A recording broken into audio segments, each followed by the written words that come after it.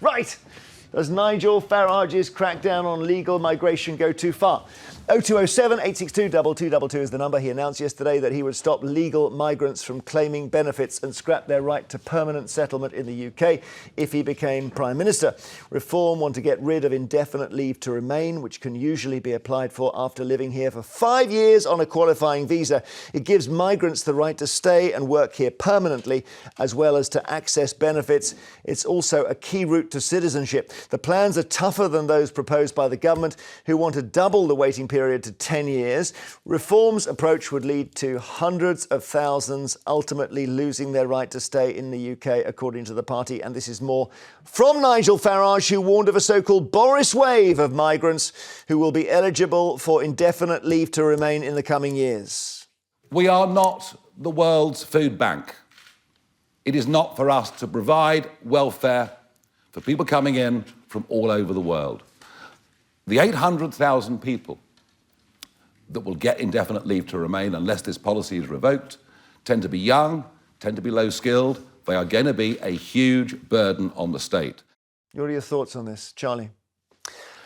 Well, when I heard the announcement yesterday, I thought it was a blinder of an announcement. Because a blinder, because I didn't think it went as far as what Labour have announced, what the Tories had announced. No one's listening to the Tories anymore because they got the immigration stuff so hopelessly wrong. And I think if you tie together what are people talking about in this country and what are the challenges that need to be taken on, it is reducing the welfare bill. It is reducing migration, both illegal and legal, just so we can get back to sustainable numbers. And it's about restoring, what there's been a huge debate in many different ways that we've had throughout this country, making sure that people that come to this country, if they want to set up a life here, if they want to make a contribution, then that's absolutely brilliant. Dawn, I will come back in detail, but first thought?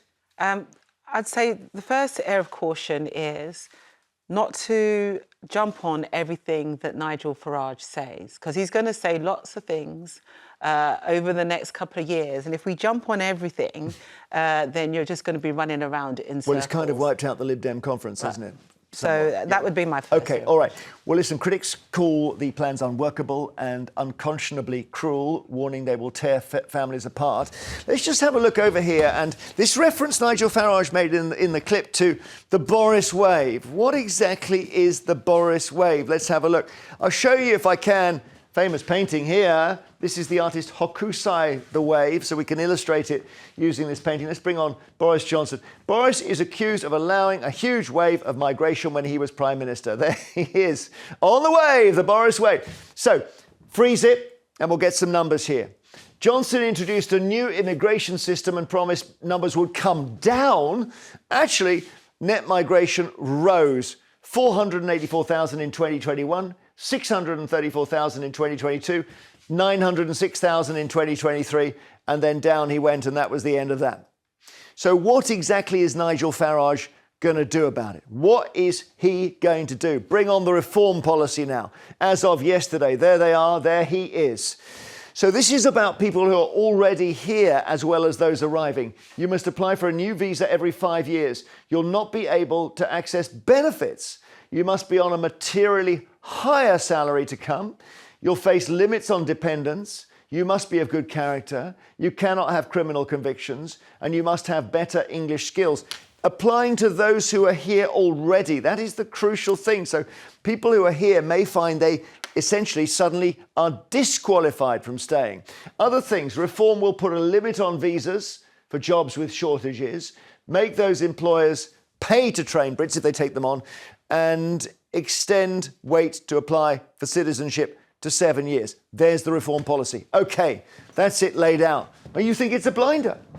Well, I just think the first bit that you talked about, the reform plan, I mean, I find it difficult to argue against it. And I'm not... If some of it or all of it applies to people already here, could they not argue they were allowed in on false pretences? Or a false prospectus? I don't think so, because the indefinite leave to remain, I think, is complex, actually. And I think, to streamline the system, to make it actually more simplified, I think it's probably right to get rid of it. What you then have is the option of, OK, if you want to, you have a visa, you can apply and you can stay in the country, but you don't have, so it could be a working visa, so you're not entitled to benefits, but you're entitled to stay in the UK, and you have to apply again every 5 years. I don't think that's an issue. But if you want to stay, then you can apply for citizenship, and that comes down to 7 years. At the minute, I think some proposals, I mean, correct me if I'm wrong, but I think from Labour and the Tories, they're suggesting it has to be 10 years. Well, I saw 10 years, exactly, so that's not as much. So exactly, so it's in a funny way, it's more generous. Is the 10-year the Labour policy, or it's your policy, right?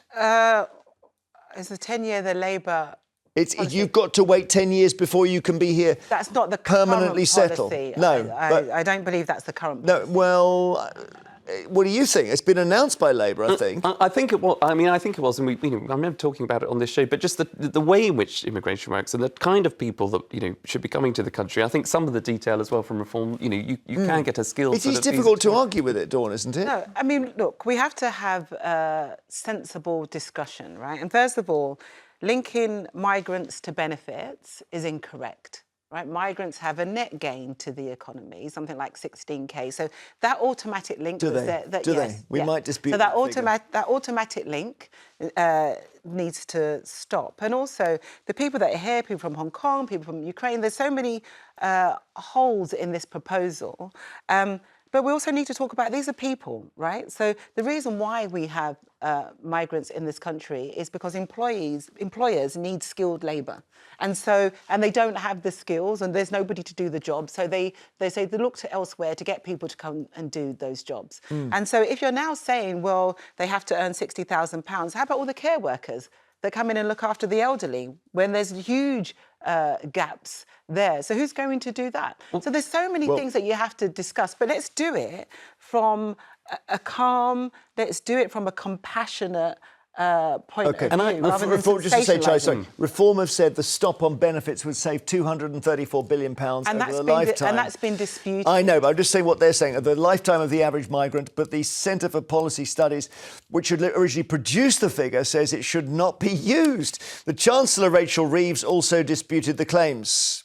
The numbers that Reform have come out with overnight have already begun to disassemble. And I want to bring down illegal migration. It is a difficult challenge. I think everybody can see that. But simple gimmicks like those put forward by Reform that have no basis in reality and where the numbers just fall apart. Yeah, go on, Charlie.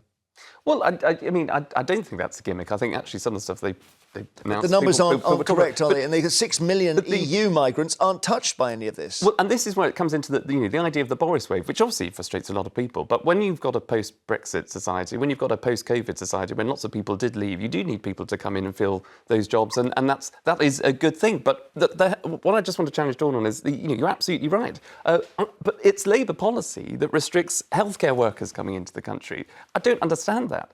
Because we should be accepting more people to come into our healthcare system because it's on its knees. So I think Labour's policies are challenging. They're trying to obviously connect with the British public that want to see immigration, both illegal, as Rachel Reeves said there, and legal, to come down. But you've got to do it in a way which is sustainable, which does bring down dependence and welfare, and make sure that people are making a contribution. All right, Karen is in Suffolk. Hi, Karen. Good morning, Jeremy. What do you think of what Nigel Farage has promised? Well, I'll just tell you a little bit about myself. As you can hear, I'm Canadian. I was brought here when I was 6 years old by my mother, who left my father in Canada. I've had indefinite leave to remain for 58 years. Wow. I'm 64 this year. I was absolutely horrified yesterday when I heard Farage going on about something again. This is focusing on people that have been here for a long, long time. I want to retire when I reach 67. Will this also affect my pension? Will I not be able to take a pension? I've worked all my life. I've worked since I was 12 years old as a Saturday girl, and I've never claimed benefits. I've paid all of my taxes on quite a high salary as a pharmaceutical representative for most of my career. And why do you? So you think this would affect you? Would it? Because you never gone for full citizenship? Well, I did panic yesterday and look up how to become a British citizen, and it actually costs £1,735 to apply, which takes 6 months, and then you have to apply for a British passport. However, I just renewed my Canadian passport, which I was advised to do when I came here, and I first travelled at the age of 14 on a skiing trip, and that cost me over £250. So I've never needed to become a British citizen. I have worked here all my life and paid in, and, you know, the focus needs to be on illegal migration. And Dawn, you're absolutely right. Some of the comments you've made today make perfect sense, and I don't agree with what Charlie's saying. So, well, Charlie, I mean, you're not enthusing about the policy. You're not really talking about Karen, are you? 56 years she's been here. Well, and yeah, and that's great. But I'm still muddled as to why you wouldn't then apply for citizenship. Yeah, why haven't you become a British citizen, Karen? That's what I don't get. Just the cost of it. I've got an e-visa. I don't need to. I've got an e-visa, which are the new rules. Yeah, I've never needed to become British. Okay. And I can see Charlie twitching a bit there. Well, I just think after 58 years, I mean, why wouldn't you want to be? Because I'm sure being a British citizen would then give you all of the security and protections that, you know, that obviously now would be a worry if you're hearing about a system that might be upended. But I just think, you know, that the whole point of streamlining the system and making it easier, you either come to the UK on a work visa to work and obviously stay, but, you know, you might have to reapply. Otherwise, go down the citizenship route. Thanks, Karen. Janice in Essex, hi. Hi, Jeremy. Hi, panel. Hey, what do you think? Well, first of all, I'd like to say that I think Nigel comes out, he's all guns a-blazing, and it's frightening people. But he's got Zia at his side, who will calm it down and explain it. Now, people like the lady you just Zia had, Youssef, I've got it, yeah, his deputy, yeah. The lady like you've had before, no way should she be touched. No way should those people. Europeans went back when we came out of Brexit. My concern with Nigel is he is getting full blast. I agree absolutely what he's trying to do, but it can't be the American way.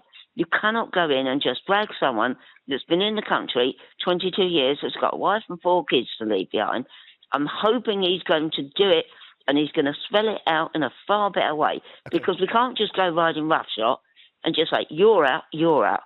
I think we've got to look at it, and our country's slightly different because we do need immigration for our healthcare. But then that's against the government, because the government should be making these people pay better wages and not exploit them. Thank you, Janice. Michelle in Cornwall, hi. Oh, hi. Morning to everyone. My perspective is I've got a daughter who's married to a Turkish man, and they're having so much trouble to be together just because they've fallen in love and they're married. The spousal visa for my daughter, as being a teaching assistant, is unreachable. So she has to spend every holiday, school holiday time, going to and from Turkey. So are they trying to live here or there? She would like him to live here, because the job she's started as a teaching assistant, she's got the opportunity to do a teaching course, and she would like to further her career that way. I mean, he's also got a sports science degree, which he's passed at university in Turkey. And he's not on benefits, he's looking for a job and all that? Yeah, I mean, he just wants to come here and work and be with the woman that he married and absolutely loves. I mean, my extended family have been over to Turkey to see him over the last 2 or 3 years. I've been to his hometown to stay with his family. Genuine. It sounds great. It sounds lovely. Yeah, I don't know how that, because marriage if you get married to someone, they can stay. That's it. Used to be like that. Now, and the States as well. My God, it's possible you marry somebody and they're not allowed in. Yeah, it's got tough. It has got tough, but we need to have a fair and compassionate system. And, you know, one of the callers talked about we don't want to be America, and and I think that's the majority of people, right? I think I think Nigel Farage is trying to tap into all the people that want to see like the ICE kind of raids in America, and actually we're not like that. Do you think it's compassionate now? We're not like that in Britain, and I think we need to. People might vote for that. They might vote for that. We're not like the majority of people are not like that. Well, then, but Reform are leading in the polls now. Well, the horrendous thing is that, I mean, the last caller, I mean, obviously he's describing the current system, so how difficult it is. So, you know, that's just where we are. But I'm afraid we've had a similar issue, such as you had in America with ICE, you know, and it was the Windrush scandal. You know, the Home Office didn't have all the documents and did start deporting, which was totally horrendous. And this would create another Windrush scandal. Let me take and actually, the Windrush scandal, the government did have the documents. It was the Tory government that destroyed the documents. Let me take one more call. Gloria in Berkshire. Hi. Hello, Jeremy. How are you? All right, thank you. Well, what do you think of this? Well, I do, unfortunately, agree with Jeremy. Not Jeremy, sorry, Nigel. I do agree with him because I think people shouldn't have indefinite stay, you know, in Britain. And I feel that we can't afford it. It's too expensive. But I wouldn't stop benefits for families with children. OK, brilliantly put. Thank you. Cheers, Gloria.